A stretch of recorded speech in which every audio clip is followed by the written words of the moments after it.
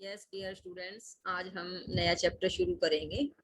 महादेवी वर्मा जी द्वारा रचित संस्मरण के अंतर्गत आज हम पढ़ेंगे सुभद्रा कुमारी चौहान के बारे में। आपके चैप्टर का नाम है सुभद्रा। जिस साहित्यकार के बारे में आज पढ़ेंगे वो है सुभद्रा कुमारी चौहान। और महादेवी वर्मा जी ने यह भी लिखा है कि वो खुद और सुभद्रा कुमारी चौहान राष्ट्रवेद कन्या या महिला कॉलेज इलाहाबाद में पढ़ते थे, जिसमें वो खुद जो है महादेवी वर्मा 5वीं कक्षा में और सुभद्रा जी 7वीं कक्षा में पढ़ते थे। तो किस तरह से उनकी मुलाकात हुई, किस तरह से उनके जीवन के छुए अनछुए पहलू हैं, कैसे उनका का साथ रहा, कैसे सुभद्रा जी ने उन्हें जो है लेखिका के रूप में पहचाना और फिर आगे बढ़ाया। इस तरह की सारी बातें आज हम इस संस्मरण के माध्यम से पढ़ेंगे। संस्मरण सुभद्रा कुमारी चौहान लेखिका है। इसकी जो चैप्टर का नाम है वो सुभद्रा और सुभद्रा कुमारी चौहान के बारे में हम आज पढ़ेंगे। आइए अब सर्वप्रथम व्याख्या हम पढ़ते हैं। शैशव की चित्रशाला के जिन चित्रों से हमारा रागात्मक संबंध गहरा होता है, उनकी रेखाएं और रंग इतने स्पष्ट और चटकीले होते हैं कि हम वार्धक्य की धुंधली आंखों से भी उन्हें प्रत्यक्ष देखते रह सकते हैं। शैशव का अर्थ है जो हमारा बचपन होता है, बाल्यावस्था होती है। और वार्धक्य शब्द का अर्थ है जो बूढ़ी आंखें, बुढ़ापा जिसको कहते हैं। वार्धक्य जब हमारी उम्र बढ़ जाती है, बहुत अधिक बढ़ जाती है, अर्थात बुढ़ापा हमारे अंदर आ जाता है। अब लेखिका क्या कहना चाह रही है कि शैशव की चित्रशाला के जिन चित्रों से, अर्थात बचपन में कुछ रंग ऐसे होते हैं हमारे जीवन से जुड़े हुए, जीवन की चित्रशाला में ऐसे चित्र होते हैं जिनके साथ हमारा रागात्मक का अर्थ होता है जिसके साथ अपना गहरा संबंध होता है। लेखिका कहना चाह रही है उसकी रेखाएं और रंग इतने स्पष्ट और चटकीले होते हैं कि जो चीजें हमें बचपन में पसंद होती हैं, जिन चीजों के साथ हमारे जीवन की चित्रशाला में जिन चित्रों का रंग गहरा होता है, चटकीला होता है, जिनके साथ हमें अपनापन होता है, उनके रंग इतने गहरे होते हैं, रेखाएं जो भी चीजें होती हैं बहुत स्पष्ट होती है और वह हम बुढ़ापे की धुंधली आंखों से भी स्पष्ट देख सकते हैं। इसका अर्थ क्या है कि कुछ चीजें हमें हमेशा याद रहती है, वो हमारे अंदर इस तरह से याद में समा जाती है कि हम बूढ़े होने के बाद भी उन्हें बहुत प्रत्यक्ष देख सकते हैं। कुछ लोग, कुछ व्यक्ति, कुछ घटनाएं हमारे जीवन में ऐसी जुड़ी होती हैं जो जब से जुड़ती है तब से लेके अंतिम समय तक हमारे साथ रहती हैं। वो चित्र, वो यादें, वो व्यक्ति, वो घटनाएं, वो हमें पूर्णतः याद भी रहती है और स्पष्ट भी रहती है, प्रत्यक्ष रूप से देखते हुए रह सकते हैं। मतलब उन्हें याद दिलाने की जरूरत नहीं रहती, वो हमें याद ही रहती है। पर जिनसे ऐसा संबंध नहीं होता, वे फीके होते होते इस प्रकार स्मृति से धुल जाते हैं कि दूसरों के स्मरण दिलाने पर भी उनका स्मरण कठिन हो जाता है। पर जिनके साथ हमारा रागात्मक संबंध नहीं होता, गहरा संबंध नहीं होता, लेखिका क्या कहना चाह रही है, उनके साथ क्या होता है कि वो इतने धुंधले हो जाते हैं, वो चित्र, वो व्यक्ति, कि हमें कोई याद दिलाए कि जैसे आप कई बार देखेंगे कि हम बहुत दिनों के बाद किसी से मिलते हैं, बहुत सालों के बाद, तो जो बहुत गहरे रिश्ते होते हैं, जिनके साथ हमारा अपनापन प्यार हो, तो हम याद रखते हैं। बाकियों को 2 4 5 साल बाद भी ऐसा लगता है जैसे धुंधला सा कोई बहुत याद दिलाएगा, ऐसे था ऐसे था, तो कहीं जा करके हमें याद आता है। तो लेखिका कहती है कि ऐसे ही जीवन में हमारे कुछ लोग आते हैं, जाते हैं, चले जाते हैं, कुछ हमें हमेशा याद रहते हैं और कुछ को हम भूल जाते हैं। अब लेखिका अपने और उनके स्कूल के समय की बात को कह रही है कि जैसे दोनों सखियां भी रही हैं, बराबर की साहित्यकार भी रही हैं, दोनों में आपस में बहुत ज्यादा जुड़ाव भी रहा है। तो वो एक घटना इस पंक्तियों के माध्यम से शेयर कर रही हैं कि किस तरह से जो है दोनों में, महादेवी वर्मा और सुभद्रा कुमारी चौहान के बीच में जो उनका अपनापन था, प्यार था, सखीत्व था, दोस्ताना जो व्यवहार था, वो कैसे था कि मैंने होंठ भींच कर न रोने का जो निश्चय किया, वह न टूटा तो न टूटा। अंत में मुझे शक्ति परीक्षा में उत्तीर्ण देख सुभद्रा जी ने उत्फुल्ल भाव से कहा, अच्छी तो लिखती हो भला, सवाल हल करने में तो 1 2 3 जोड़ लेना कोई बड़ा काम है। मेरी चोट अभी दुख रही थी, परंतु उनकी सहानुभूति और आत्मीय भाव का परिचय पाकर आंखें सजल हो गई। तुमने सबसे क्यों बताया का साहस उत्तर मिला, हमें भी तो सहना पड़ता है। अच्छा, वह अब 2 साथी हो गए। अब सुभद्रा जी कहते हैं कि जो महादेवी वर्मा उनके बारे में कहती है कि जब मैं उनसे मिली, उन्हें मेरे बारे में पता चला मैं लिखती हूँ, तो उन्होंने यह बात सबको बताई और उनके इस व्यवहार से जो है मुझे बड़ा दुख हुआ। अब वो ये कहते हैं कि देखो, इन्होंने लिखा है कि सुभद्रा कुमारी और वो जो दोनों थी एक ही कॉलेज की, जैसे कि सुभद्रा जी जो है वो 7वीं में पढ़ती थी और महादेवी जी जो है वो 5वीं कक्षा में पढ़ा करते थे। यह आपको याद ही रखना है, क्योंकि जैसे आपके पास मूल रचना नहीं है ना बेटा, ये जो आपकी हम कुछ एक पंक्तियां जो है सह प्रसंग व्याख्या करा रहे हैं, अगर मूल संस्मरण पढ़ते तो उसमें यह लिखा हुआ है कि इस तरह से वो कक्षाओं में थी। और सुभद्रा जी ने एक बार उनकी जो है मैथ्स की, गणित की जो होती है, कॉपी होती है ना, अभ्यास पुस्तिका होती है, उसको देख लिया और उसमें उन्होंने देखा कि उन्होंने कुछ कविताएं लिख रखी है।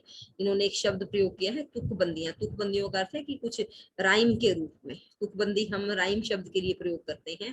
तो उन्होंने कुछ ऐसा लिखा हुआ है और फिर उनको यह बात कहा कि तुम कितना अच्छा लिखती हो भला, मैथ्स जो है उसमें तो 2 3 4 जमा घटा गुना करना होता है, यह भी कोई बड़ा काम है, लेकिन कोई कविता लिखना बहुत बड़ा काम है। तो महादेवी जी कहती है, मुझे उन्होंने जो है फिर यह बात सारी कक्षाओं में जा जाकर बताई और इस बात से मेरे मन को बड़ी चोट लगी, मुझे बड़ा दुख हुआ, पर मैंने होंठ भींच कर न रोने का निश्चय किया, वह न टूटा तो न टूटा। कि मैंने निश्चय कर लिया था कि दुख जरूर हुआ है, पर अपने दुख को किसी के सामने प्रकट नहीं करना है, मैंने रोना नहीं है।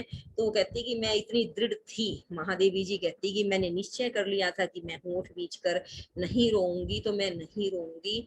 और अंत में मुझे शक्ति परीक्षा में उत्तीर्ण देख करके भी उन्होंने मेरी जो है विल पावर जो है, जो शक्ति थी, मेरा निश्चय था, उसको देखा, मेरा इरादा धैर्य नहीं टूटा।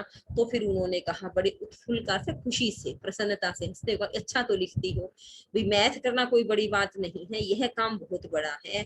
मेरे मन में अभी भी चोट थी, मैं रोना नहीं था, मैंने आंखों को, आंसुओं को संभाल के रखा हुआ था। लेखिका कहती है, परंतु उनकी सहानुभूति और आत्मीय भाव का परिचय पाकर आंखें सजल हो आई। मेरा धैर्य बिल्कुल नहीं टूटा था, मैंने निश्चय कर लिया था कि नहीं रोना है तो नहीं रोना है, मैं बिल्कुल नहीं रोई।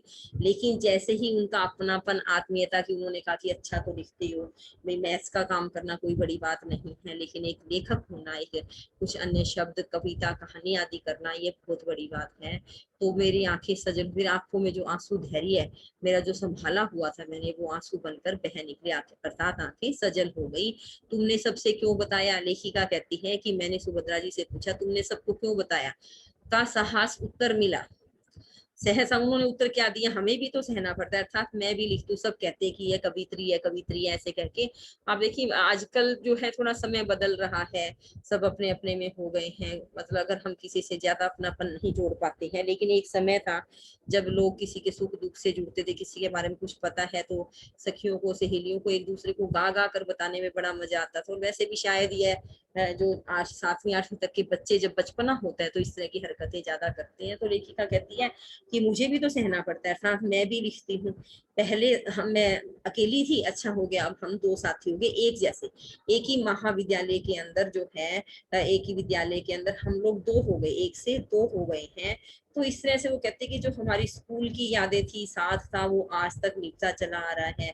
इस तरह से सुभद्रा जी के बारे में लेखिका कहना चाहती है कि एक उन्होंने, देखिए जब आप इस संस्मरण का सार लिखेंगे तो उसमें भी यह एक कहानी सी हो गई, इसको आप इस तरह से लिख सकते हैं कि दोनों एक ही स्कूल में या विद्यालय में पढ़ा करती थी, और इस तरह से फिर उनकी तुकबंदियां या लिखी हुई कविताएं देखी तो उन्होंने सबको बताया और इस तरह से मिली जुली, तो एक दूसरे के साथ उनका कैसे सहानुभूति भरा रिश्ता हो गया कि अब अकेली नहीं रही सुभद्रा जी, उनकी एक संगी या संगिनी या साथी और हो गई है। आइए वाक्य पढ़ते हैं। अब उनके देखिए भारी व्यक्तित्व के बारे में बता रही हैं कि मझोले कद तथा उस समय की कृश देह यष्टि। कृष का अर्थ कमजोर, उस समय के। देखिए आजकल तो जीरो फिगर का जमाना है, कोई पतला होने का कोई क्राइटेरिया ही नहीं कि कोई कितना भी पतला हो सकता है। उस समय लिखने का अर्थ है कि उस समय बहुत ज्यादा सूखे सूखे से लोग भी नहीं होते थे, बहुत मोटे भी नहीं, एकदम फिट शरीर होता था।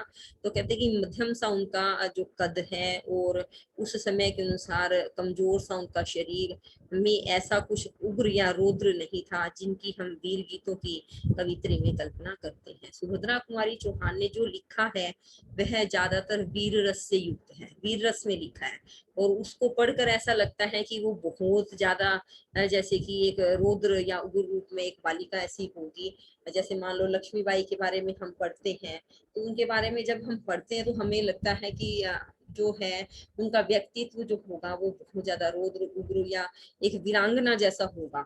लेकिन लेखिका कहती है कि जैसे उनकी वीर गीतों को पढ़ करके ऐसा नहीं कह सकते कि वो कोई वीरांगना जैसी लगती है, वो बिल्कुल साधारण मध्यम आकार की पतले से शरीर की एक लड़की थी जिसका गोल मुख, चौड़ा माथा, सरल भ्रुकुटियां, बड़ी और भाव सनात। भाव सनात का अर्थ है भावों में नहाई हुई, भावों से युक्त आंखें थी, मतलब उनकी आंखों में कहते हैं एक चमक थी जो उनके अंदर के भावनाओं को व्यक्त कर सकती है। छोटी सुडोल नासिका, हंसी को जमाकर गड़े हुए से होंठ और दृढ़ता सूचक ठुड्डी। कहते हैं कि कुछ लोग चेहरे को देख करके यह अंदाजा लगा लेते हैं कि इसका व्यक्तित्व कैसे है। तो लेखिका ने एक शब्द लिखा है दृढ़ता सूचक ठुड्डी, कि जो निश्चय मन में कर लिया है उसे पूरा करना है। उनकी ठुड्डी को देख करके इस बात का एहसास लगाया जा सकता है। ऐसा उनका बाहरी व्यक्तित्व है, देखने वाला जो रूप है वो ऐसा था। सब कुछ मिलाकर एक अत्यंत निश्चल कोमल उदार व्यक्तित्व वाली भारतीय नारी का ही पता देते थे। कि जब वो साथ पढ़ते हैं देखते देखते जब वो बड़े हुए, तो लेखिका कहना चाहती है कि उनको देख करके एक जो जिसमें कोई छल नहीं है, जिसके हृदय कोमल है, उदार भावनाएं हैं, ऐसा जो खास गुण है जो एक भारतीय महिला में होने चाहिए वैसे उनके अंदर थे। और उनको देख करके एक भारतीय महिला का रूप की आंखों के सामने उजागर हो जाता है। मैंने हंसना सीखा है, मैं नहीं जानती रोना, कहने वाले की हंसी निश्चय ही असाधारण थी। लेखिका क्या कहती है कि उन्होंने यह गीत लिखी थी, मैंने हंसना सीखा है, मैं नहीं जानती रोना। लेखिका ने सुभद्रा कुमारी चौहान ने यह बोल लिखे हैं, कविता लिखी है कि मैंने हंसना सीखा है, मैं नहीं जानती रोना, और उसकी हंसी सच में असाधारण थी। माता की गोद में दूध पीता बालक जब अचानक हंस पड़ता है, छोटा बालक होता है ना, बड़ी वो, अगर आप अभी भी आंखें बंद करके हल्का सा कभी किसी भी बच्चे को छोटे को आपने देखा हो, वो एक अलग सी निश्चल दूधिया हंसी बोलते हैं उसको, उसमें किसी भी तरह का कोई बनावटी रंग दिखावट ऐसा कुछ नहीं, वो एक स्वाभाविक सी हंसी होती है, अचानक से हंसता है वह बच्चा। तो कहते हैं कि बिल्कुल वैसी ही दूध में धुली हंसी जैसी निश्चिंत तृप्ति की सरल विश्वास रहता है। उनकी हंसी भी ऐसी ही थी कि उसको देख करके ऐसे लगता है जैसे कोई उनसे मिलता है तो जैसे उनके जीवन में एक तृप्ति है, एक संतोष और विश्वास है, सरल विश्वास है। जैसे कुछ लोगों से आप मिलते हैं तो उनके जीवन में चाहे कोई कमी है, कोई दुख है, कोई भी चीज है, लेकिन जो उनका व्यक्तित्व है जब आप उनसे मिलते हैं उसके चेहरे पर एक जो दूधिया या स्वाभाविक निश्चल हंसी छाई रहती है, उसे देख करके हमें लगता है कि बहुत सुखी संतोषी है, उसको किसी चीज से मतलब ना होने का उसको कोई दुख नहीं होता। कोई अगर जीवन में संघर्ष आ गया तो उस चीज से भी वो विचलित नहीं होते, बिल्कुल सहज स्वाभाविक उनके चेहरे पर जो भाव है बने रहते हैं। तो लेखिका कहनी चाहती है कि सुभद्रा जी के चेहरे पर भी कुछ वैसा ही भाव हमेशा बना रहता था कि एक निश्चल स्वाभाविक बच्चों जैसी हंसी है और वो अपने जीवन से पूरी तरह से संतुष्ट है, चाहे जीवन में कितने ही संघर्ष संकट क्यों न आए, पर वो कभी भी उनके जो चेहरे की हंसी है वह मलिन नहीं होती थी, वह संक्रामक भी कम नहीं थी। थी, संक्रमित था उनका स्वभाव। स्वभाव संक्रमित होना, संक्रमण का शब्द आप समझते हैं, जो कि आज आप मान लो एक बीमारी के लिए सोच रहे हैं कि जो एक दूसरे से जुड़े तो उसको भी वही बात हो जाए। तो सुभद्रा जी की बात क्या बता रही है, मजाक कर रही है कि वो संक्रामक भी कम नहीं थी, अर्थात उनका जो हंसमुख स्वभाव था जो उनके साथ जुड़ गया वो भी हंसमुख स्वभाव का हो जाया करता था। वो भी जीवन में बाकी सब चीजों को छोड़ करके सिर्फ हंसने को महत्व देने लगते थे।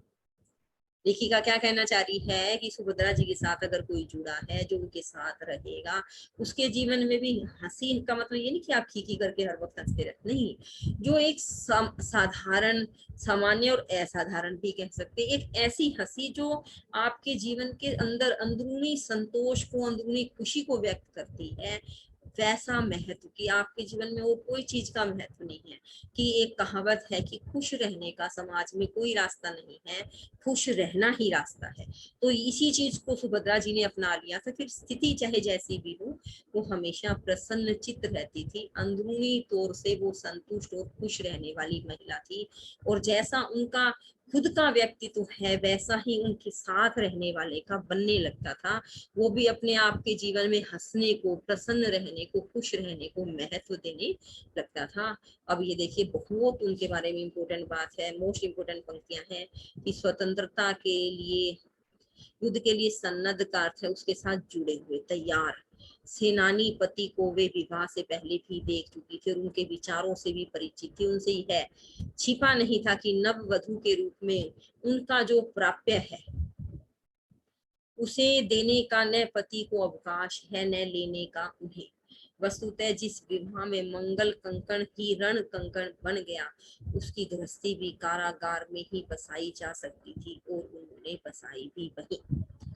कि उनके उनके जिसके साथ विवाह होना था वो स्वतंत्रता के युद्ध सेनानी थे, उसके साथ तैयार, कि हर वक्त आजादी की लड़ाई में कूदने को तैयार रहने वाले व्यक्ति, जिसको वो पहले मिल भी चुकी थी, अच्छे से जानती भी थी और यह भी जानती थी कि इनका जीवन जो है एक क्षण का पता नहीं है, बहुत संघर्ष है। देखिए उन्होंने यह कहा है कि मंगल कंकण का अर्थ है कंगन, जो हाथों में पहनाई जाने वाली चूड़ियां हैं, जो सुहाग का चूड़ा है वह भी रण कंकण, जो हाथों की हथकड़ी बन जाए। तो जो गृहस्थी है वह कारागार में ही बसाई जा सकती है, जेलों की यात्राएं ही करनी पड़ेगी, वो किस तरह जीवन में संघर्ष होगा। वो कहती इस बात को अच्छे से जानती थी, उसके बाद भी उन्होंने उन्हीं से विवाह किया, उन्हीं के साथ अपनी गृहस्थी बसाई भी। कि आपने इससे पहले वाले पहरे में यह पढ़ा कि उनकी जो ठुड्डी थी वो कैसी थी, दृढ़ निश्चय करने वाली महिला की थी, कि जो ठान लिया वो ठान ही लिया। तो लेखिका कहना चाहती है कि ऐसे पति कि जिसका नव वधु के रूप में जो प्राप्य है, जो प्राप्त होना चाहिए, जो हम कहते हैं ना हमारा हक है, हमें यह मिलना ही चाहिए, एक नव वधु को जो कुछ मिलना चाहिए, कहते हैं कि वह उसे, मतलब उसके पति के पास इतना अवकाश नहीं कि जो नव वधु को मिलना चाहिए वो उसे दे सके। और सुभद्रा जी कहती है कि शायद न ही उन्हें लेने का, भला वो अपने पति को कुछ देना चाहे तो पति लेना नहीं चाहते, और जो उसको मिलना चाहिए वो उसको दे नहीं सकते। इसके बावजूद भी उन्होंने उन्हीं के साथ अपनी गृहस्थी बसाई और एक सफल, कहते हैं ना वैवाहिक जीवन जो है उन्होंने अपना व्यतीत किया, अपना सफल वैवाहिक जीवन उन्होंने उसके बावजूद भी जिया। कि युद्ध का कंगन हथकड़ी बन जाती है, विवाह की गृहस्थी तो जेल में ही बसाई जा सकती, उसके बाद उन्होंने, सुभद्रा जी ने अपनी गृहस्थी जेल में ही बसाई। विवाह के तुरंत बाद उनके पति को जेल में जाना पड़ा, कहते कि यह उसे पता था जाना पड़ेगा ही, और फिर भी उन्होंने अपना जो जीवन है, जीवन का जो महत्वपूर्ण समय है अपने ऐसे ही पति के साथ व्यतीत किया। इस प्रकार जो सुभद्रा जी हैं उनका, उन्होंने खुद ने भी स्वतंत्रता संग्राम में भाग लिया, वो खुद भी एक स्वतंत्रता सेनानी ही थी, ऐसी ही रचनाएं उन्होंने लिखी हैं। इस बात का हमें इस व्यक्तित्व से पता चलता है। तो लेखिका कहती है कि सुभद्रा जी का जो व्यक्तित्व था वह देखने में बाहरी व्यक्तित्व जो है वीरांगना जैसा नहीं था, लेकिन उनके भाव, विचार और दृढ़ता जो थी वह किसी वीर सेनानी से कम नहीं थी।